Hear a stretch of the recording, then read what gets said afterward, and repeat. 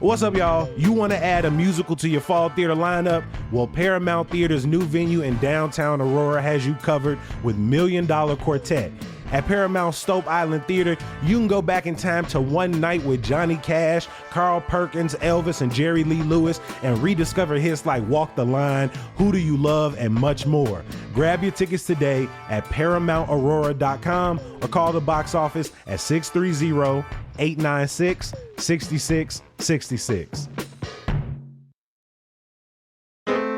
What's up, y'all? It's one of my favorite times of the year. Yes, it's officially fall theater season, and here's the show you got to check out. Steppenwolf presents Noises Off by Michael Frayn and directed by Tony Award-winning ensemble member Anna D. Shapiro. It's a co-production with the Geffen Playhouse, and this meta play within a play will have you LOLing, LMAOing, LMFAOing, and all night long.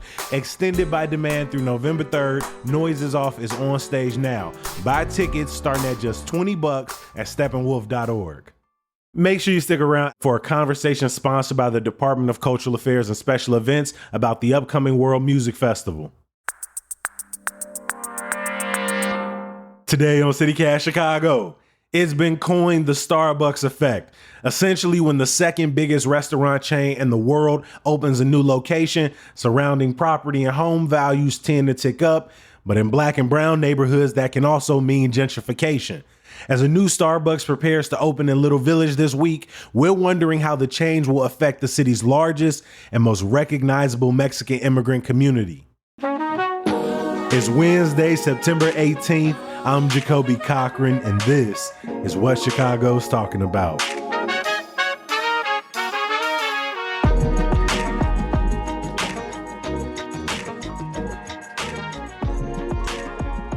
I am joined by Chicago Tribune reporter Laura Rodriguez Presa, who has been covering the changes happening in Little Village. Laura, welcome back to CityCast. Hi, thank you for having me again. No, I am happy to have you here. I know it has been a busy week on all fronts as plenty of Chicagoans celebrated Mexican Independence Day across the city through the weekend. And the beginning of the week, we had the 53rd annual parade out in Little Village on Sunday. Laura, can you describe the atmosphere in Little Village over the last few weeks? Yeah, so it's ironic, right? We have it's September. It's El Mes de la Patria. That's because we celebrate our Mexican Independence Day on September 16th. But you know, Mexicans, especially in the United States, they begin celebrating from very early on in September. Part of the reason why is because, you know, we have a very large immigrant community, many of them who cannot go back. And so this is a month that is very special because Mexico is in our hearts. And so Mexico here in Chicago, it's found a lot of the times in Little Village. And so I was just at the unveiling of the restoration, if that's how you said, or renovation of the Little Village Arch. And the arch has really been, or is a symbol of the Mexican community here in Chicago. And it was designated a landmark in 2022, which was very special for a lot of people, again, because it kind of solidifies the presence of Mexicans in the city. And also it shows a lot of them that the city, that the leaders actually do care, right? And they're doing this by investing in renovating and keeping it beautiful. But ironically, right, there is also a new Starbucks opening up in that plaza right next to the Little Village Arch that carries so much symbolism for the Mexican immigrant community. Right. Two symbols sitting next to each other, one representing in many ways endurance and legacy, sort of a safe space for people coming to the city. And then on the other hand, you have this symbol, which for a lot of people represents fall and pumpkin spice lattes and good coffee in the morning. But like we said early on, that Starbucks effect, it represents that this particular business can come into a neighborhood. You see home prices, some property values go up, but that can also mean for members of the community that displacement might be on the rise, that rents might be on the rise. We see you so much that we're putting this new chain restaurant here that, yes, it could very much mean that we either want to keep investing and we see the economic value that you bring, Or, or actually we don't really care about the immigrant communities, working class communities that have been here for so long, and we just want to continue on with this progress per se, right? As many see it. So I think most people have are feeling those mixed feelings. Even, the younger people, I've talked to a lot of young residents in Little Village, and a lot of them children of immigrants who have been able to also, been able to go to college, that may have a little bit, a better job and make a little bit more money. They even though they may be able to afford, right, this new Starbucks in the area, they still see and feel for all of the people that cannot or will not, right? And they feel for the family-owned restaurants and coffee shops. Yeah. I mean, can you remind listeners, where exactly is this location opening up, and where are we in the timeline? When is it scheduled to open up? Yeah, so the Starbucks is part of the new stores that are taking over the Little Village Plaza where the Discount Mall used to be. And if we go back in time a little bit, there was a fight from the community to keep that space when Novak, the construction, a developer, bought the space back in 2020. And their initial plan was to completely get rid of the discount mall, the Little Village Discount Mall. There was about 150 small business owners. Many of them were immigrants. A lot of the items that they sold were from Mexico. A lot of people would come from out of town just to go to the Little Village Discount Mall. You could get speakers in there. You could get a fish. You could get a quince dress, quinceañera birds, dresses, groceries, anything that you can think of that speaks to the Mexican community. That's why Little Village is dubbed the Mexico of the Midwest, because people from other states would come to that area to buy those items that you couldn't find anywhere. And so when they learned that the plaza had been sold and that there were plans to getting rid of the discount and put a Target there was a lot of movement from activists in the area, from community members, from business owners, even some aldermen stepped in and tried to help out. But ultimately, it was a privately owned plaza, and Novak ended up buying it.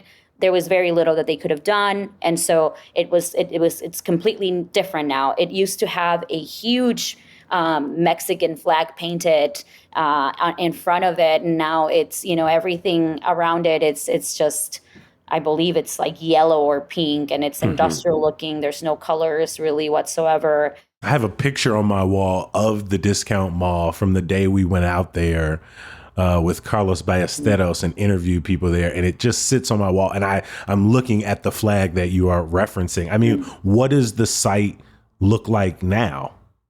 I mean, it's gray. Really, what you have left there are the Walgreens. Now there's a Ross. The hospital that was next to Walgreens is still there, and the discount mall, it's half of the size that it used to be. Obviously, there's no flag. It just has, literally the Little Village Discount Mall on top. Then we have the Panaderia, which is the Starbucks will be right next to the Panaderia Baguette. So La Baguette, they sell pan, bread, sweet bread, and so pastries. And so Starbucks is right next to it. You have this legacy, almost owned small business Panaderia next to the Starbucks. I should say, though, that for a lot of people, it is a good thing.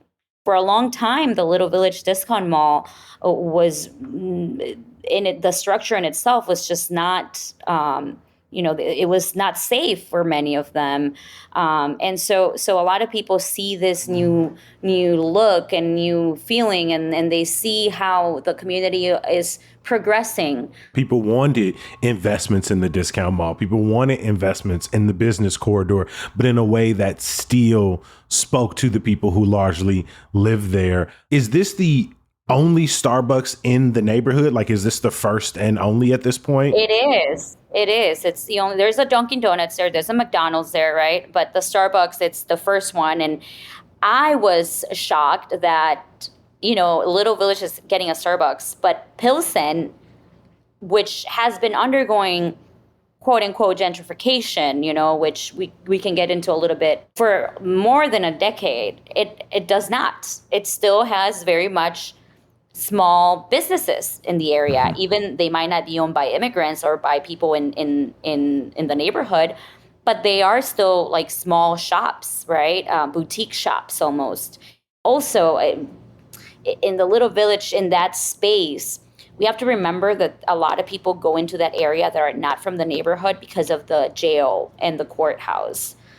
So, there's this theory from some people, well, it's not really for us.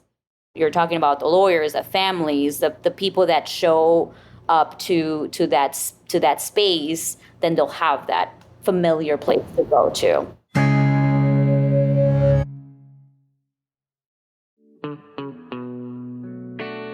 Now, one thing we know to be true about CityCast listeners is y'all love to give back. And how do we know this?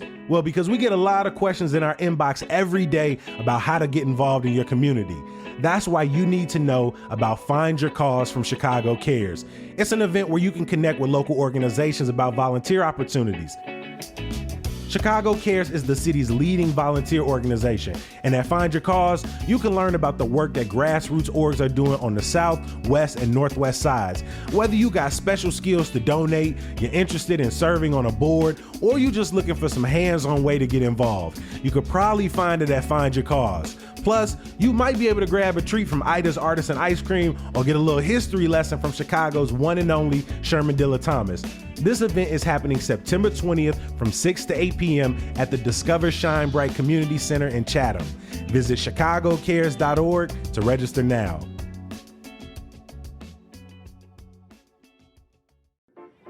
At the heart of Chicago, there's Navy Pier. It's a place where the Centennial Ferris wheel gives views for days. It's where boat tours take off and where the music is always on. It's where you can spin around on rides, share around with friends, and taste every flavor Chicago has to offer. This is Navy Pier, and this is what it's made for. Plan your visit at navypier.org. When you attended the community meeting between Starbucks representatives and neighbors, how did that go? Not well. It did not go well, and as I expected. And I think that it's because there's two things. Most of the people that show up to community meetings are people that really care, either community leaders or activists in the area. But we have to also acknowledge that, there were only about 40 people there, and Little Village is a huge community. So there were, in that particular meeting, most of the voices said, no, we don't want you here. They questioned them. They asked, how are they going to invest or be a part of the community? Going back to Starbucks and just kind of clarifying the whole mission or why they started or the store there. So Starbucks opened the store in Little Village as part of their community store program. And part of that program is that they want to open Starbucks in underserved neighborhoods to try to somehow invest or bring economic value to the community. So for them, it means hiring people from the neighborhood. For them, it means working with local artists or local organizations, and they want to have this be like a community space. Right. And they've done this 3 times already in Inglewood on 63rd and Halsted, Washington Heights, 95th and Ashland, and then North and Cicero just opened in 2023. And that's like North Austin, Hermosa. So they couldn't answer really what has been the actual economic value or effect in those neighborhoods. We did hear from some of the community members that lived in the most recent one, which I think it's Cicero.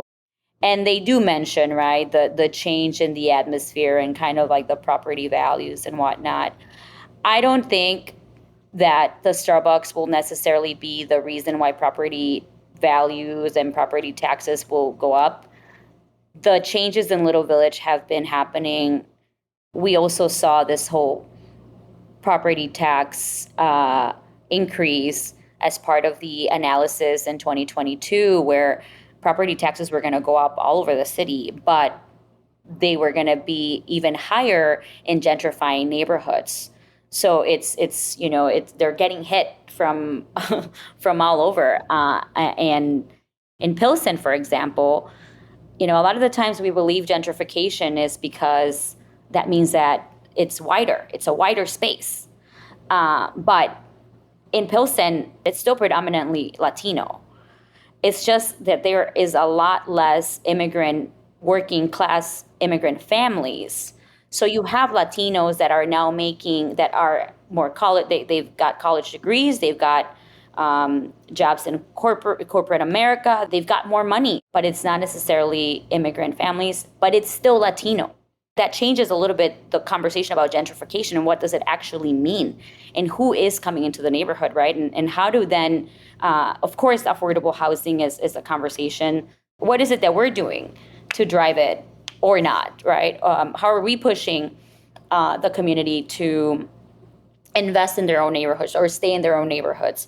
Because for a long time, people in Little Village were leaving, right? They did not want to be there. People were afraid to come to Little Village because of the gang problems. And we still have that. But for some reason, and I don't know if it's because it's so close to Pilsen and they see how people see how rich in culture and beautiful it is, that it's now more attractive. Can we talk about that a little bit? Because you were talking about the Starbucks community program, which tries to bring locations to underserved communities. But when we talk about along 26th Street, this brings in some of the most money. We see some of the most and highest spending outside of the downtown area here. And it's largely driven by the community, by the people who live there, the people who've opened small businesses there. So when you listen to community members who say, hey, do we really fit the criteria here? Like this part is thriving even as we lose staples like the discount mall. Right. Well, that was one of the questions that one of the community members asked the representatives at the community meeting. Like, who is your demographic? Who are you selling this coffee to? And I think that they obviously didn't answer that question. But the community members were very aware that it was not for them. I get what you mean. At the same time, though, there was an understanding that people are looking into the neighborhood at least and caring for it in a way that they haven't before. Mm-hmm. So, and it goes back to the conversation that we had earlier of like, they see us, but then how do they see us, right? The Little Village Chamber of Commerce really pushed them to use that space and give it to a local business. But that didn't happen. You mentioned earlier that there is a tension between the changing neighborhood and the neighborhood that's been there over decades. And that's not necessarily like young white folks versus long-term Mexican immigrants. Like you said, it may just be younger Mexican Americans moving back into the neighborhood. Can you talk about how that tension is playing out, not only during Mexican Independence Day celebrations, but also in just the fabric of the neighborhood as you have a sort of younger and older tension playing out? The reason why a lot of people came here was to see their children succeed, was to see their children go to college, was to see their children make more money, was to see their, to build that generational wealth. But this also means that this generational wealth or this path that they're taking, while they celebrate it, they also acknowledge that somehow it also leaves some people behind. Where, and I spoke to one young guy for my story, and he said, I saw how bad the neighborhood was before, and I refused to leave, but now he owns several houses there, and he rents them out, and they're all new houses. So it's so he's like, how do we make it better? Because it's also, well, we want to succeed, right? What does it mean to succeed then? How can you balance out succeeding and also taking care of your people and making sure that they're not displaced? Have talked a lot about the Starbucks effect, right? Do they cause the change, or are they more of an effect? They got some good scouts who can see the swing in neighborhoods. And as we get further into it, it sounds like the question is less, is the Starbucks effect going to change Little Village? And the question is Little Village already gentrifying? And is that already too far gone? Like, are you saying is the reason why it's there is because it's responding to the changes that were already happening there? Yes. I think so. I don't think that the Starbucks is going to change anything that was already on the works. This conversation has been happening for a couple years now, especially with some of the new rehab buildings near the pink lines. We've heard of developers wanting to buy homes in the area, just like what happened in Pilsen. It's happening there, and it's been happening. I think that it really comes down to how the community responds to it, and are they going to, for example, fight to stay in the neighborhood in terms of getting, grants or getting money to renovate their own homes rather than selling them? Are they going to provide some sort of programs for them to buy homes in the area?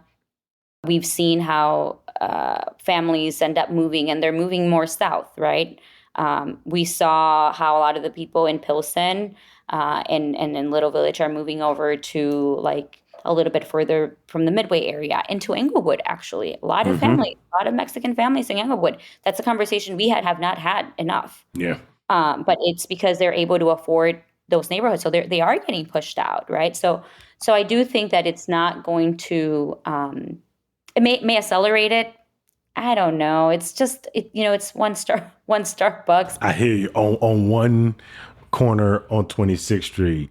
My last question to you, what is the expected open date? And do you think that residents or community members are going to boycott the Starbucks? Do you expect maybe an increase of business at the coffee shops and the bakeries nearby?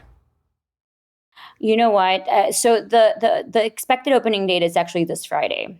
Some of the community members that attended the event, they organized a meeting last week to talk about, potentially protesting or boycotting Starbucks. Not a lot of people went. I think that a lot of the conversation is happening online, not necessarily in person. So I don't see it playing out that way, at least not in a massive way.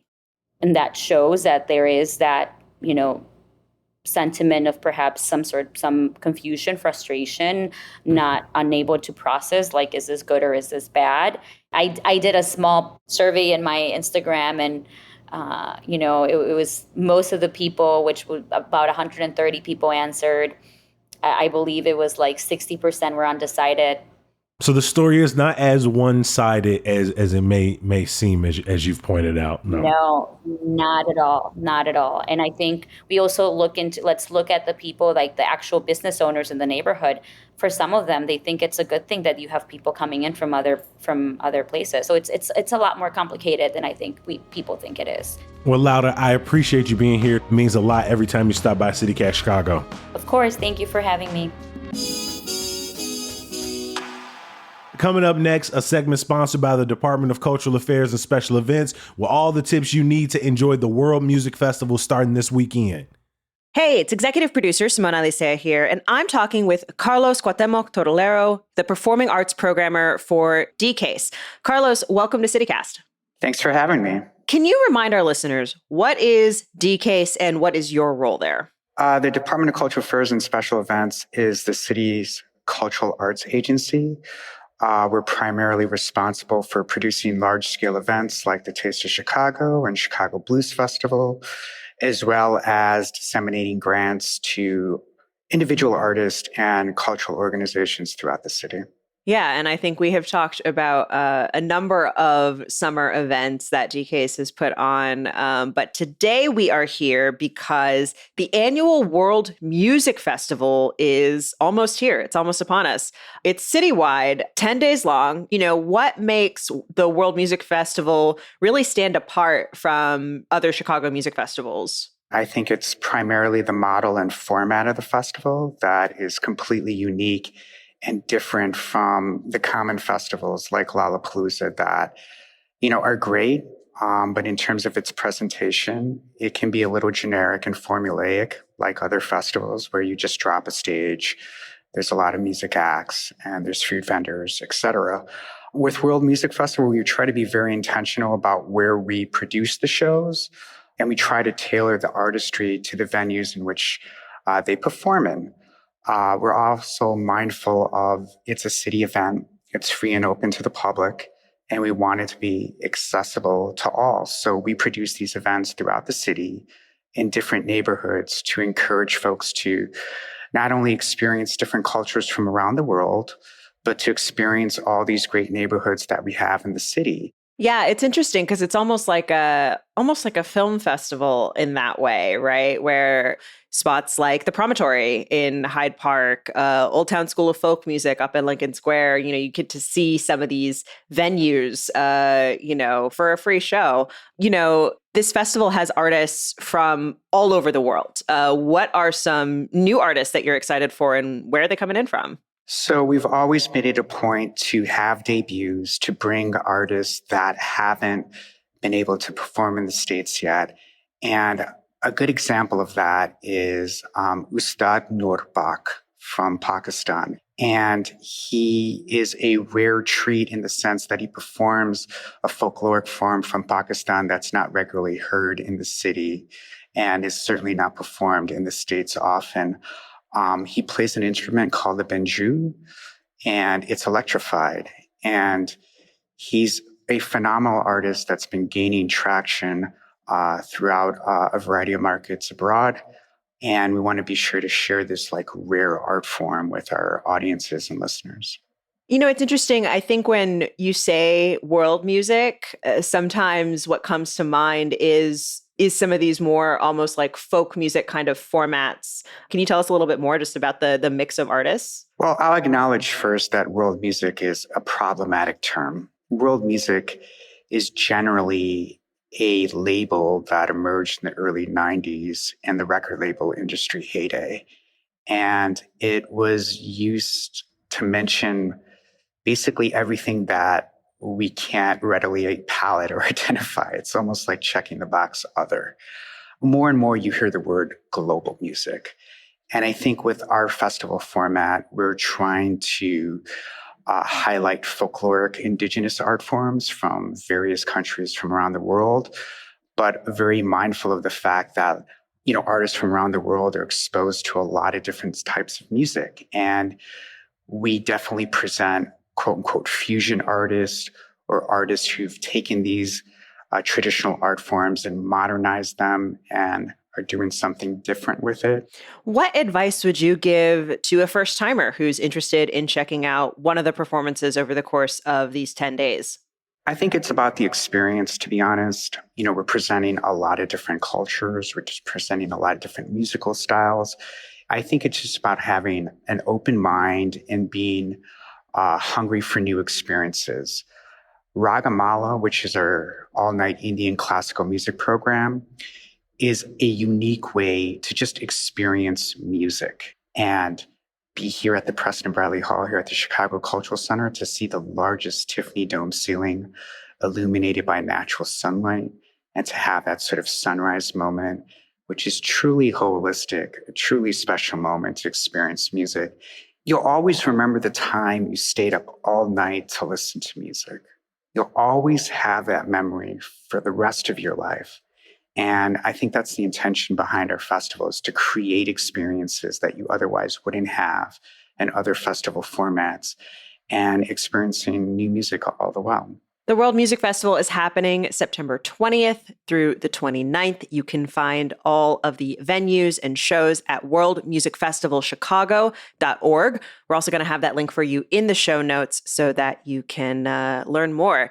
Carlos, thank you so much again for joining us today. Oh, thank you. It means a lot to us. One more thing before we get out of here. Bookmark our website, chicago.citycast.fm. There you're going to find our latest articles, a packed events calendar, and you can subscribe to our daily newsletter, Hey Chicago, and sign up to become a member of CityCast Chicago. Some good news. You can catch me tomorrow night at the Epiphany Center for the Arts from 7 to 9 p.m. hosting the In Process album release party with the homie Damon Williams, the co-creator of Ergo Radio and Respire Media. It's going to be a fun and interactive night, so grab more info in the show notes and I'll see you there. As always, I appreciate you for listening and reading. We're going to be back bright and early tomorrow. We'll talk to you then. Peace.